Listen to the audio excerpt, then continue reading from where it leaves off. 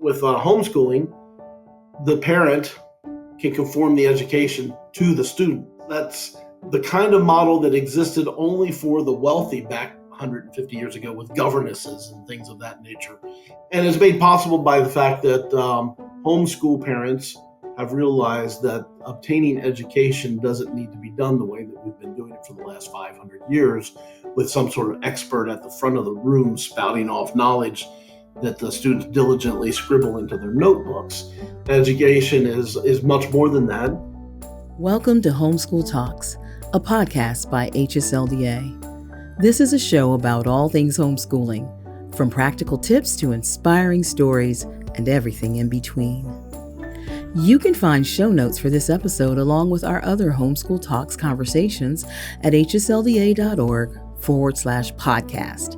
And if you want to be the first to know about new episodes as well as upcoming guests and topics, sign up for our email list using the link in the show notes. We're so glad you've joined us today, and we hope you enjoyed the program. Here's your host, Jim Mason. Hi, I'm Jim Mason, President of Homeschool Legal Defense Association, and this is another episode of Homeschool Talks, where I get to talk with interesting people in the world of homeschooling about interesting things to me, and I hope you'll find them of interest as well. Here at Homeschool Legal Defense Association, we stand for the freedom to homeschool, and we are everything we do is intended to advance homeschool freedom. Now, here today, I am talking with Dr. Brian Baugus, who's an associate professor of economics at Regent University, my alma mater for law school. Welcome, Brian. Thank you. Good to be with you. So, Brian has a long resume that goes way back, but for our purposes, he got his master's and PhD at George Mason University, which is not my family business, but it's just down the road here. And he has recently written a book, and the book is called An Economic Theory of Homeschooling. And I asked him before when we were chatting if he realized that I'm a lawyer, and this is a book about economics. And it's very readable, but it does use some big words. And I did have to resort to the dictionary occasionally and haul out some of my pre-law school knowledge about economics.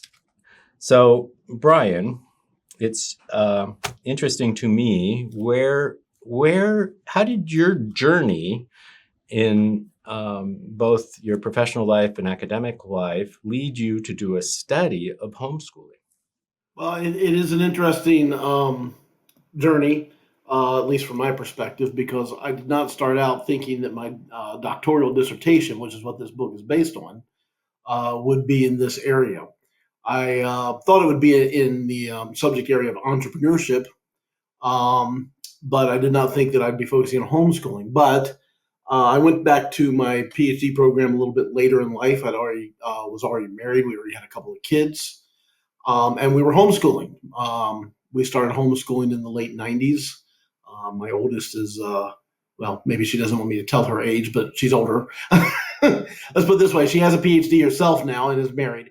So she was 12 when she got her PhD, and exactly. Can't you tell? I'm only 31. Yes, right. Me too. But we started in the late 90s, and as we did the research, and of course, like a lot of families, my wife kind of drove the process to begin with. But as we were investigating, thinking about what we were going to do, how we were going to approach it, and then I was doing my work in economics around the same time, and the two started occurring to me that the process of starting and running and operating a homeschool has a lot of similar characteristics to being an entrepreneur. So how do the two relate? First, why don't we start with some definitions? Sure. Well, when we think about an entrepreneur, a lot of people will think about someone who just runs a business. And that's not really the way we want to think about the entrepreneur. The entrepreneur is someone who, as I like to tell my students, who sees a problem in many places and a solution in many places where other people don't even see a problem. I like the story about Henry Ford. It may be apocryphal, but it's very illustrative. He was asked, did you get the idea of mass producing the car from your customers? And he said, no, if I'd asked my customers what they wanted, they would have said a better horse. So, the entrepreneur is the person who sees the world a little differently, sees opportunities where others see status quo. And that vision, that alertness is a term that's frequently used, is what is a key to make someone an entrepreneur. And so when you look at the great entrepreneurs, famous and some not so famous, you'll see that they frequently were running against the tide. At one point, it was estimated by the experts that the world demand for computers was going to be under 20. Steve Jobs and Bill Gates looked at that and said, no, we'll put one in every desk, right? And so that's the kind of thing. And so when I looked at the homeschooling, thought, how does a parent with little education or little expertise, is the way I should say that, in the rules and forms of teaching, with far fewer resources than the public school system, out-compete this established institution that is well-financed, run by experts, teachers in the classroom, and that kind of model can be explained, or that kind of result can be explained by the entrepreneur model of the tinkerer in the garage who has seen the world in a different way and has a solution where other people don't even realize that there's a problem. So when you think of homeschooling in terms of entrepreneurship, it seems like there may be two levels of that. And the first level kind of goes back to the origins, and you talk about it in your book a little bit, the early adopters and proponents of homeschooling, John Holt on the hippie side, and then Christians on the more religious side. They started a thing called homeschooling that was kind of birthed out of entrepreneurship. And then you go further and say that each individual family can be viewed sort of as an entrepreneur. Talk about that a little bit.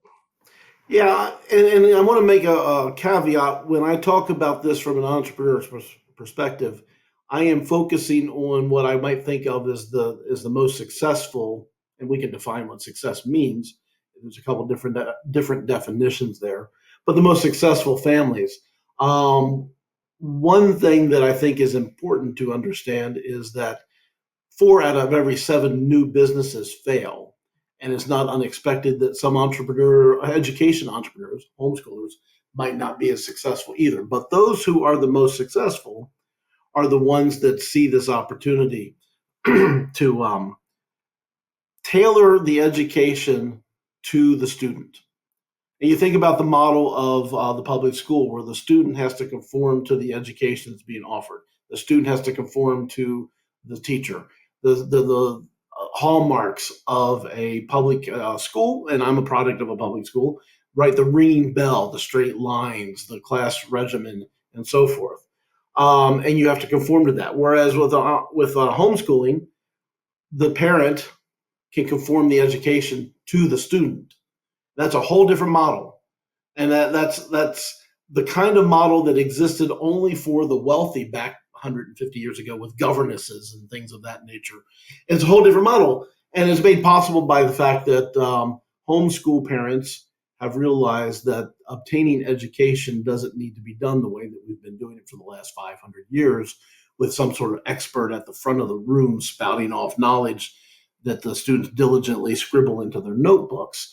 Education is much more than that. And of course, with the advent of the internet, it's much cheaper to obtain. The early days, not as easy, but if you had a library card and a phone book, you could still find what you needed. And that, I think, is the beginnings of the entrepreneur idea, is that they were willing to put in the effort to find out where the expertise was. So instead of going to biology class, you went down to the local science museum during the middle of the day when the public school students weren't there, and you had one-on-one time with the local scientist. Or you went down to the library and had one-on-one time with the librarian.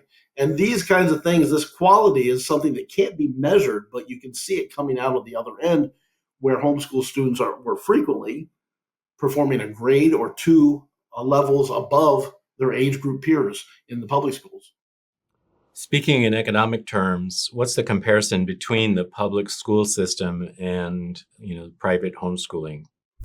Well, the public school system is a government institution, and we sometimes forget that the public school is such a fundamental part of any local community, right? High school football, high school bands, everybody goes to the public school, right? There's 55 or so million students in the country. Something like 45 to 50 million of them are in the public school. It is and there's one in every single community or within a few miles of the community. But a government institution, by design and by necessity, has to kind of appeal to the median, to the middle, right? There's pressures from teachers' unions, from taxpayers, from school boards, from elected officials. There's all these kinds of competing special interest group pressures that force the public school system to kind of offer a very, what I refer to in the book as a median education, which appeals to the bulk middle of the population. If you think your student, or if you want your student to be not in the middle, but has higher abilities, special needs, you want to emphasize something in particular that the student seems to have an interest in, the public school is not well suited to accommodate that. If what we think of in the statistical world is if your student is in the tails of the distribution, a little bit further from the middle, public school is not well designed for that. And you can see that in all sorts of other government institutions. Anybody who's had a special case in dealing with a licensing board or the driving, the motor vehicles, if you have some sort of, to say it as nicely as possible, it is challenging to the bureaucrats who tick boxes and pass paper on to have a special case that doesn't easily fit into their conformity. In your book, you say that the public school system is one of the most coercive of all government institutions, legally requiring that all children attend and all taxpayers support it. In economic terms, that sounds like it has a word. What's the word for that? Think about it. Think about what business would not like the deal that the public school has. First of all, your customers are forced to go to your business between the ages of 5 and 17, 16, depending on the state you're in. Even if they somehow avoid going to your business, you still get to extract money from them through property taxes in most local communities. About a third to a half of the local budget of any local community goes to the public school system. It is a built-in political juggernaut. There have been times, I don't have recent numbers, but there have been times in the past where somewhere in the neighborhood of 10 to 15% of the delegates to a political convention are public school teachers. And no one really second guesses the need for the public school system or the desire to have the public school system. You talk to any politician, right or left, and they'll talk about wanting to reform it or fix it in this way or do something this way. But no one, it's a third rail of sorts, no one is ever going to talk about, doing away with it or vastly reforming it in some sort of new and innovative way. I don't want to go too far down the rabbit hole, but there are some interesting things in some European countries like Finland, where they do public education very differently. The kids start later. They don't start till they're 7 or 8 years old, and the teacher is considered. Matter of fact, they use this terminology in some of the language. They consider the teacher to be an entrepreneur of the classroom. They have a different kind of mindset and model. And Finland regularly finishes in the top 2 or 3 of OECD countries as far as educational achievement is concerned. So the model that you describe in the book in Finland is only possible it's not like many things in the social welfare system in Europe, especially Northern Europe. It's not really transferable to the United States for a variety of reasons. What are some of those reasons? Yeah, so the point of the Finland model is to show that other models that emphasize the entrepreneur nature of things work. But Finland, of course, is not a great example for the U.S. because for lack of a more delicate phrase, Finland is 99% Finnish. We have a far more diverse population here with a number of challenges that, of course, brings a number of benefits all across the board in culture and music and so on and so forth. But it also brings a number of challenges. I mean, the overwhelming majority of Finns come from the same culture, same religious background. There's no language issues, and so on and so forth. So that the model that Finland has works well for them. But yes, it's a very, very homogeneous population, whereas the United States is a melting pot, and it's just not suited in that sense. But the idea of the teacher as entrepreneur, that part is transferable, because that's an important thing. Because an entrepreneur, one of the things I talk about in the book, of course, is that flexibility is the key here. Flexibility, and an entrepreneur is flexible. They respond to things. They react to things. You think about a parent who might be what I refer to in the book as a high investing parent. They really are going to work with their child, work with the schools, be involved, go to the PTA meetings, go to the school board meetings, and so on and so forth. If a parent spends their time doing that, they won't get very many results system-wide. They may get better outcomes with their student, helping them with homework and so forth. It's going to have some advantages. But if you're a high investing parent and you really want high returns, you need to be in a model that is not bureaucratic and not designed to stifle those kinds of concerns, but a model that is going to reward those concerns. And the only model that can really reward those concerns is the homeschool model. Even the private school system, because you have more parents, you have a board, you have a group of teachers and so forth, they may be very considerate and they may be very interested in what you have to say, but they have all these other pressures that they got to consider. If your child's not doing well, you think it's the math book's problem, not doing well in math, and you think it's the math book's problem that just doesn't speak to your child. If you want to get it changed in the public school system, forget about it. It's not going to happen. If you want to change it in homeschooling, fine, you order a new book tomorrow. So you talk about the growth of homeschooling in this entrepreneurial kind of landscape as an organic process, and you talk about cultures and subcultures and networking. How important has that been in the success? So if you say we've got the public school system, for those just listening, I'm using air quotes, system, to the homeschooling system. How do all of those things kind of play into the success of homeschooling? It was a vital part of the early success. As I talk about the fact that homeschooling required you to kind of disassociate from some key community, what I refer to as nodes, junction points where you would interact with other members of the community. The public school is a huge foundational aspect of, especially smaller communities, of communities. It's where people interact with each other in a number of ways. We can think of some others that meet that criteria as well. So if you were going to be successful in homeschooling, it helped if you were a member of other what I refer to as subcultural networks, such as church community, or on the other side, a hippie commune, where other people in your network, where your network was very strong, were also thinking the same way. To pull out of the public school system just as a random act, or I should say random act, but as an isolated act that you're doing by yourself with none of your friends or anyone else who's thinking the same way, was kind of an isolating move, or could be an isolating move. And it's what we refer to as maybe sacrificing some of your social capital, right? And social capital is an important concept. We all have social capital. It helps us get through the world. Whether we know the guy down at the butcher shop, or know the shoe repair guy, or whatever that might be, these relationships are kind of the social grease that keeps life going. If you pull out of some of that, if you start to isolate yourself, and of course homeschooling could be isolating. Some of the earliest ones talk about it being isolating. Some of the earliest homeschoolers talk about it being isolating. You lose some of that. And that was an important thing, that there was a subculture that, even if not everybody was going to pull out and be homeschoolers, like if you're in a church community and a few are going to homeschool, maybe the rest of the parents aren't, but they're at least sympathetic and understanding, and you have that network already in place, and you're not going to lose that. The homeschooling has become more accepted, as I quote one person in the book who said, "It's even normal people now." I'm using air quotes too for those who are listening. She was not a hippie and not a Christian.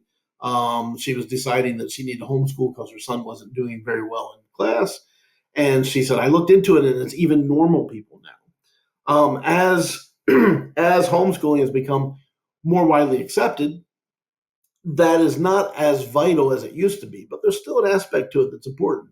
In order to be successful, and as we see with the growth of co-ops and the spontaneous emerging of co-ops sometimes that exist for a few years, then fade away and reorganize and regroup, having those who are viewing the process the same way you are is encouraging, is supportive, and of course, resource sharing is also an important aspect of all that.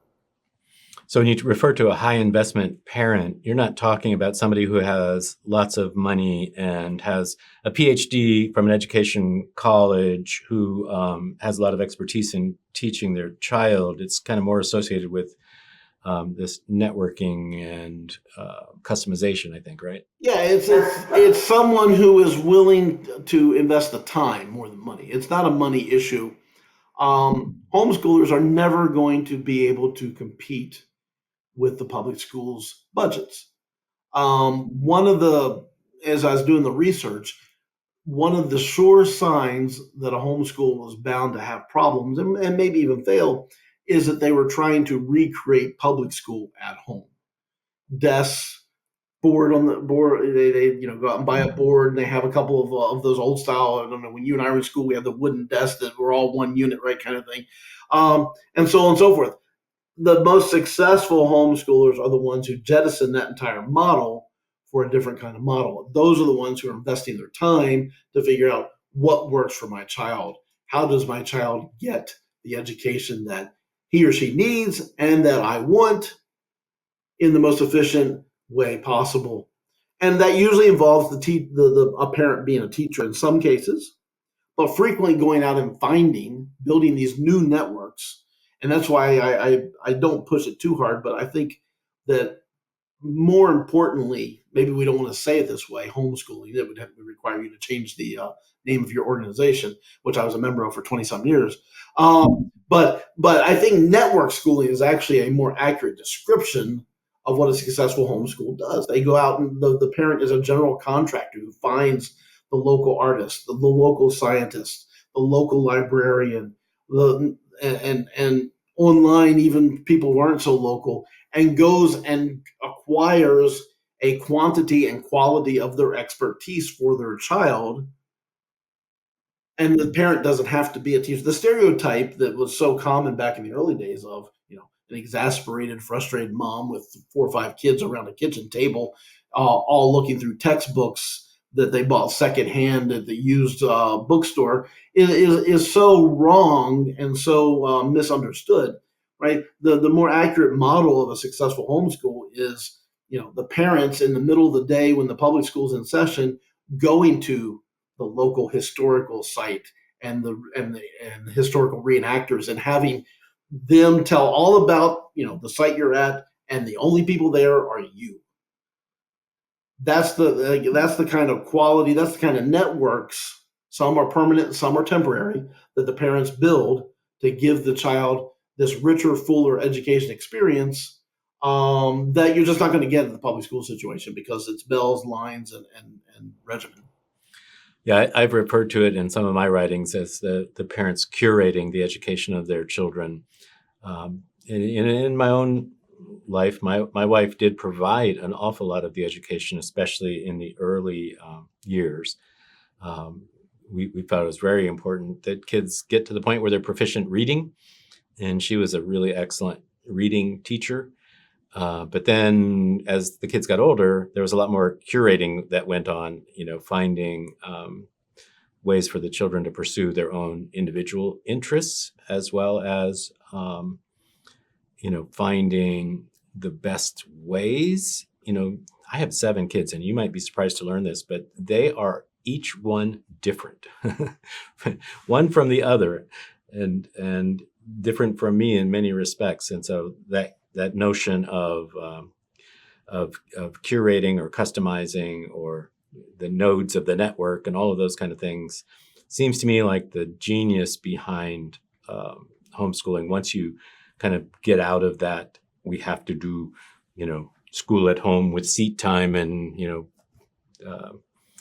when you think about homeschooling today, you recount sort of the history of homeschooling emerging out of the tumultuous 60s into the 70s, and then you kind of end. It looks like you sort of ended just as COVID, school closures because of COVID were coming to an end. So schools were reopening.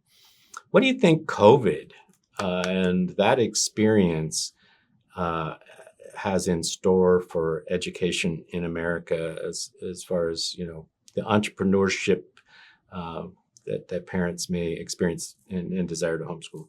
It is an interesting situation. And I finished this book was based upon my dissertation, which I wrote before COVID, and then I updated it to turn into a book, and I updated it during COVID. So I hadn't had the full experience of COVID yet when the book came out. But one of the things that I started to notice towards the tail end of COVID is the emergence of micro schools. Now, that's not an entrepreneurial move per se in this truest sense of the word, but it is an alternative solution to education that maybe is kind of a hybrid between public school and homeschool, maybe more along the lines of the old governess model of the high income families of days of yore, where a licensed teacher will be teaching a small group of people, 10, 12, 15 students, almost in the old one-room schoolhouse type setting, because of the, as I don't remember who said this, necessity being the mother of invention. A lot of parents were very frustrated with the lost time and momentum, so to speak, of their children's education because of the school shutdowns, which we might add, without getting too political about the whole thing, we might add was very much supported by the teachers' unions. And this goes back to what I was saying a little bit earlier, is that if we think of the teachers' unions, and I know a lot of public school teachers who are very serious and concerned about students, but if you think of the union as a political entity, which it is in part, their special interests were not aligned with what the parents and the students actually wanted during this period of time. And it became very clear and obvious. So we're seeing, based on the numbers that I've seen, we're seeing an uptick in homeschooling, an uptick in these other kinds of third way types of education programs. And we're seeing an uptick in a number of other things. We've seen an uptick in people working from home. My wife is a midwife. She's seen an uptick in people wanting to have births at home. There's a lot of interesting things that are coming out of this that it may take us 10, 15 years to fully process what exactly COVID did to culture in a permanent sense. One of the things that I think I might have observed, and kind of putting it in the context of your thesis,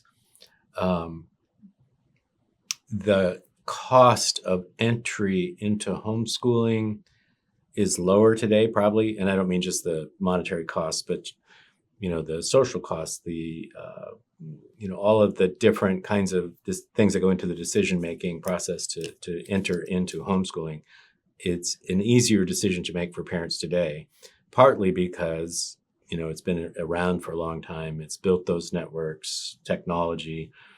And then when you think about what was happening during COVID, it seems to me that lots of parents who maybe, we've all had, homeschooling parents have always, known people who say, oh, I think it's great that you homeschool your kids, but I could never homeschool my kids.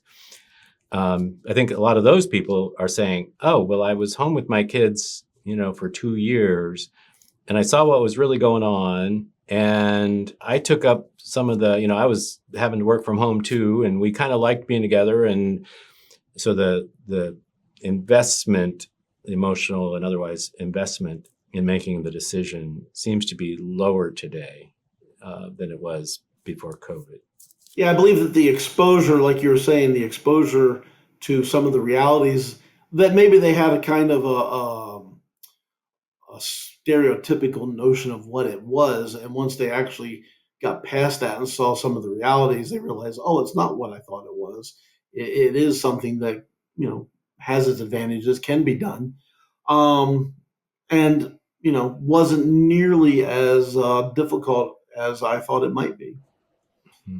It is concerning, and I guess this is a comment on broader issues. It's concerning when you hear some people say, "I can never spend 8 hours a day with my children." It always makes me scratch my head and go, "Have you really thought about the words coming out of your mouth on that one?" One of the main things that seems to have come out of out of COVID is perhaps parents who are for the first time kind of understanding what you just said, that I can actually enjoy spending time with my kids. I'm acquainted with a psychologist who blogs for Psychology Today, Dr. Peter Gray, and he did a survey during COVID with high achieving families, the families who were in good schools and they were involved in every activity. And it was just, from the opening bell in the morning until bedtime at night, go, go, go, go, go, go, go.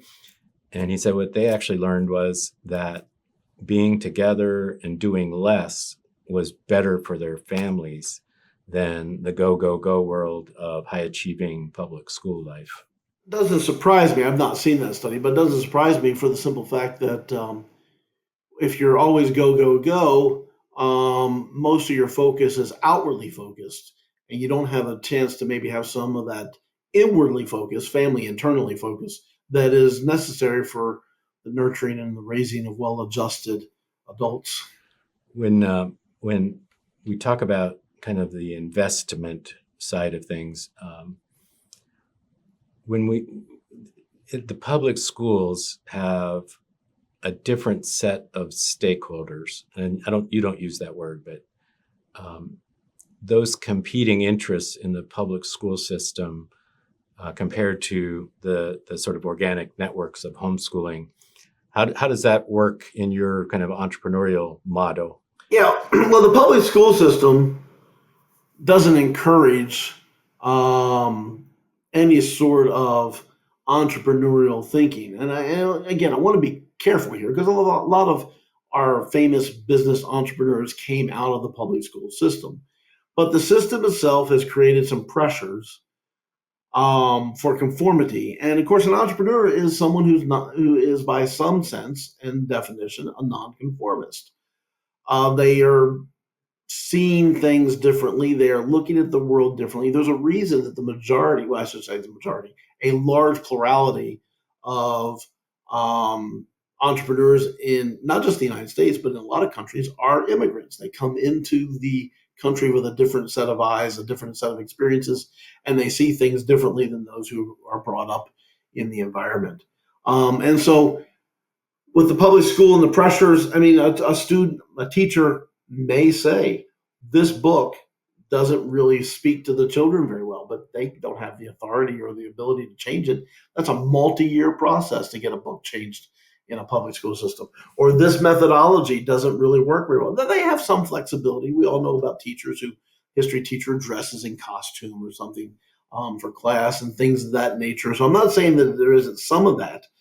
But if you really want to be a bold, innovative, out of the box teacher, or if you are a parent who wants a bold, innovative, thinking outside of the box student, the public school system is not going to be a place that's going to engender that.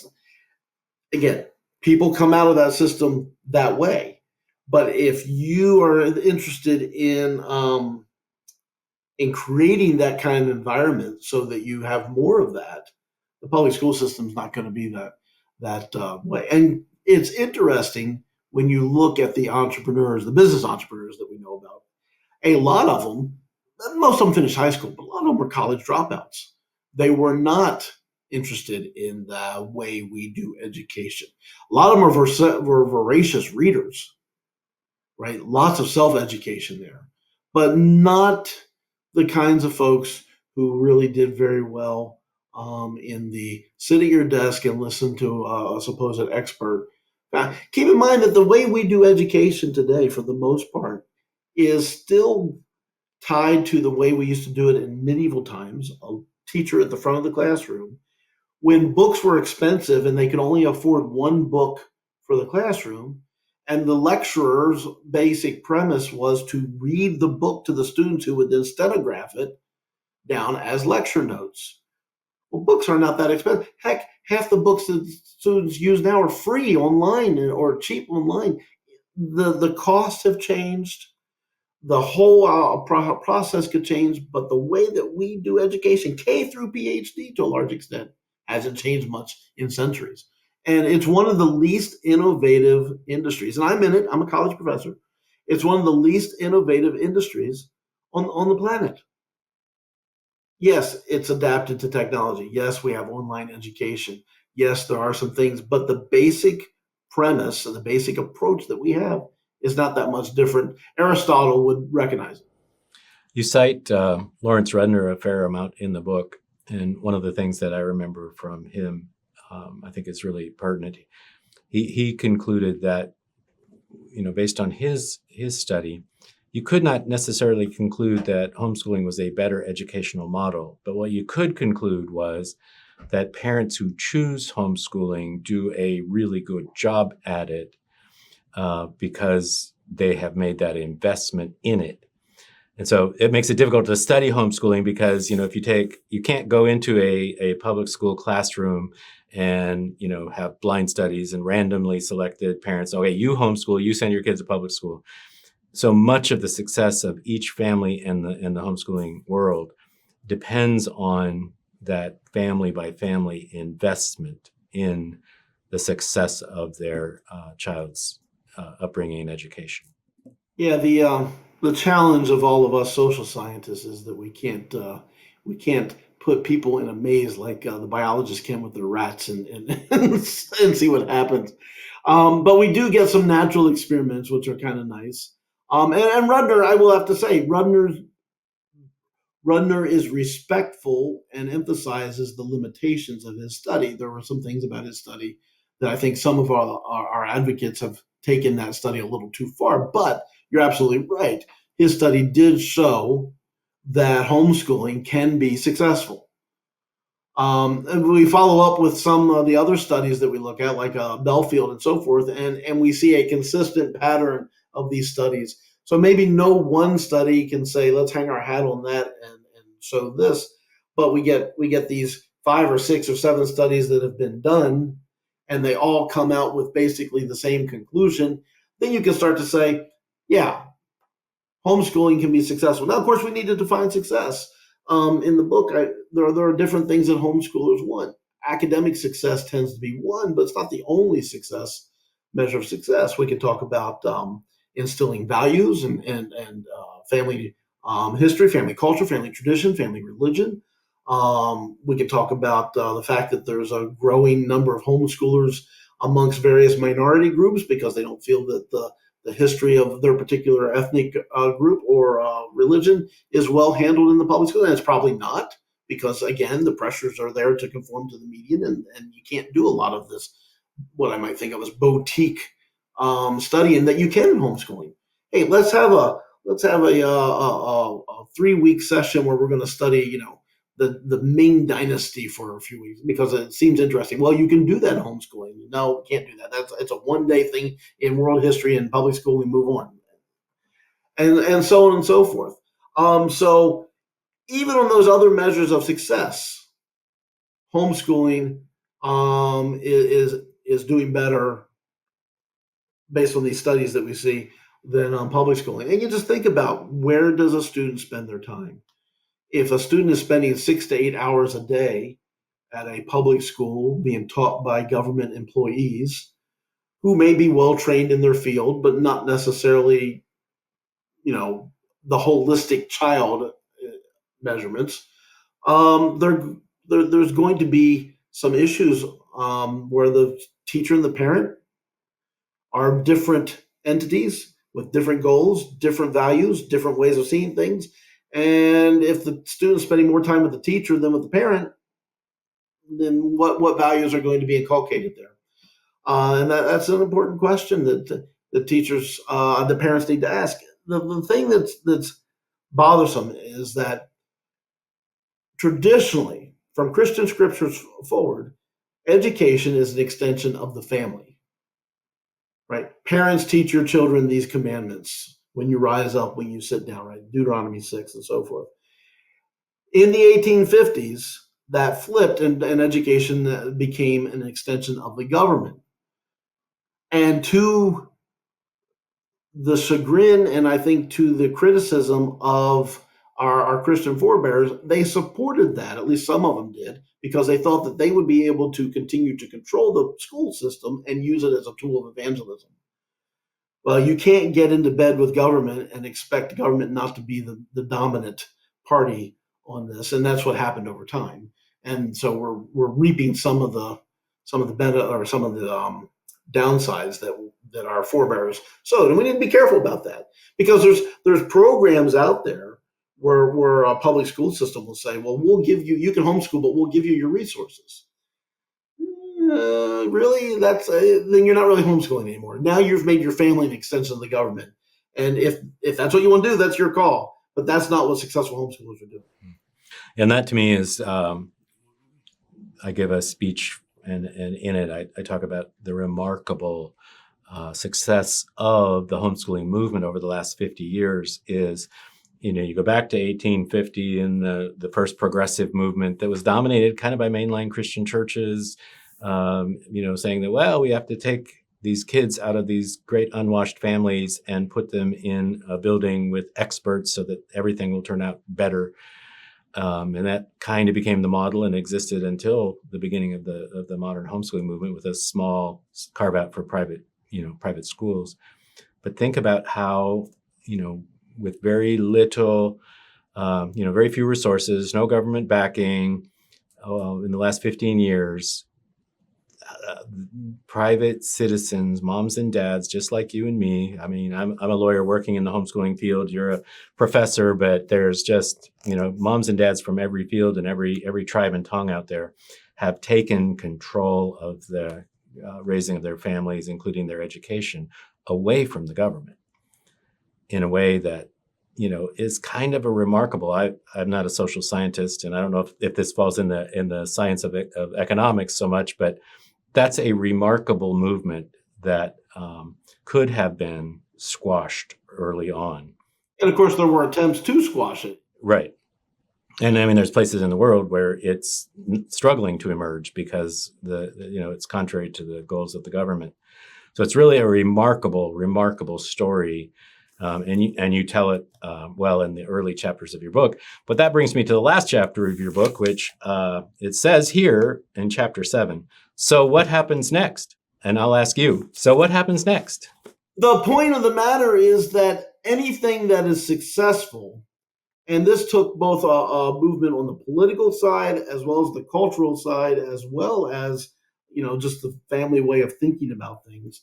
And I don't spend as much time on this, but there's a lot to be said about the court battles and the legislation aspect of this in the early years as well. But it seems like homeschooling has a permanent beachhead.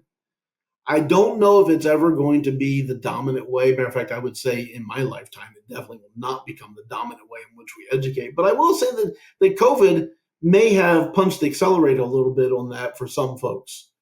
That there are some folks who, by force, so to speak, of circumstances, had to consider it and decided that it wasn't such a bad thing after all. I saw some statistics right as I was finishing up this book, some statistics about people were predicting half the students are not going to go back to the public school system after COVID, that homeschooling and micro schools and so on and so forth are going to be the new wave of the future. I didn't really believe that then, although I thought it was interesting that if it did, even if that number was off by a magnitude of 10, that would still represent a significant increase in the number of folks doing it. But I do believe that the COVID experience, the little silver linings in an otherwise dark cloud, has maybe made the culture more accepting of the idea of homeschooling, more so. You don't hear, and this is your world more than mine at this point, but I'm not hearing nearly as much about as many legislative actions, court cases, and so forth being taken up against homeschoolers as there was back in the early days, when we first joined back in the 90s. I mean, there was a significant, important case like every week for a while, Pennsylvania, Texas, and so on and so forth. Right? And fortunately, for better or for worse, because sometimes I think these movements actually do a little bit better when there is some persecution. Not that I wish for persecution, but there's a certain bonding and banding of brothers, so to speak, when you're under the gun a little bit. But the movement is growing out of, and it has long grown out of the hippies and the Christians, and is into more mainstream folks. And I would not, how do I want to say this?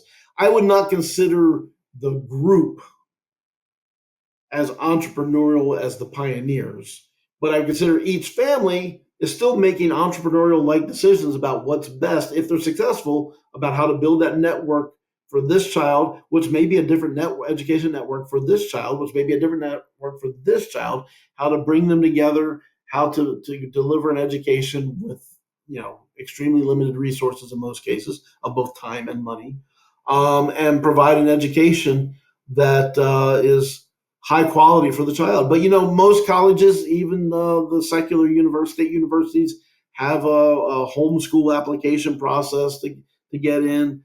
You're seeing it more widely accepted on job applications, where you homeschooled, high school, whatever, blah, and so on and so forth. So it's found its niche. Where that goes from, time will tell, and it's probably in the hands of folks who will be around after I'm long gone. Well, thank you. My guest today is Dr. Brian Baugus from Regent University, and he's written a book.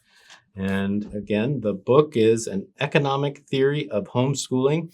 It's chock full of interesting stories, as well as kind of a history of homeschooling and a lot of economic theory that, applied in a new context. And I heartily recommend it. Where can people get your book? Mostly online at this point. I mean, it's not the kind of book that's commonly carried at your Barnes and Nobles, but it's published by Rowan Littlefield. You'd get it from their site, and I know Amazon has it as well.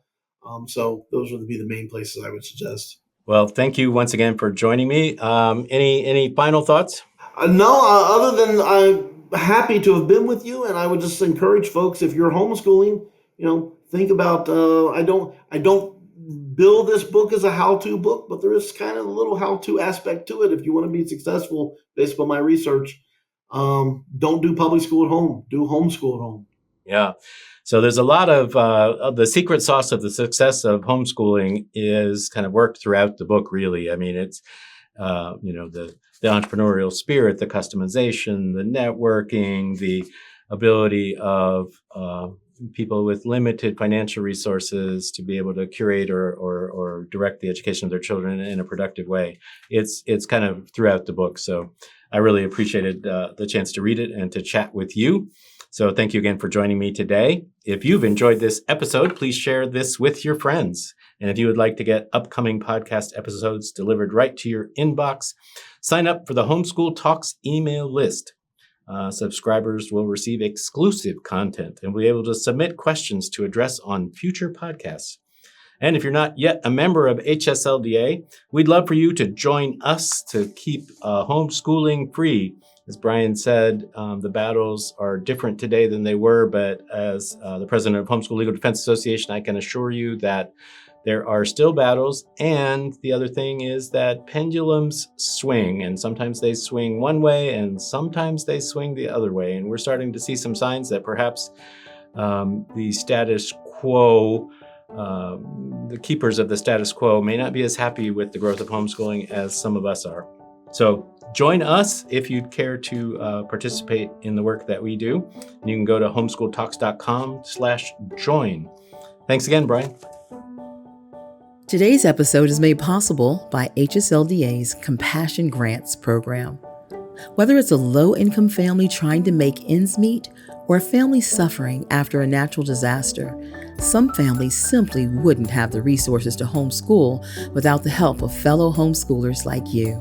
Our Compassion Grants exist to make this support possible. To learn more about how you can help make homeschooling possible for struggling families, or to request assistance if you are homeschooling through hard times, visit hslda.org/compassion.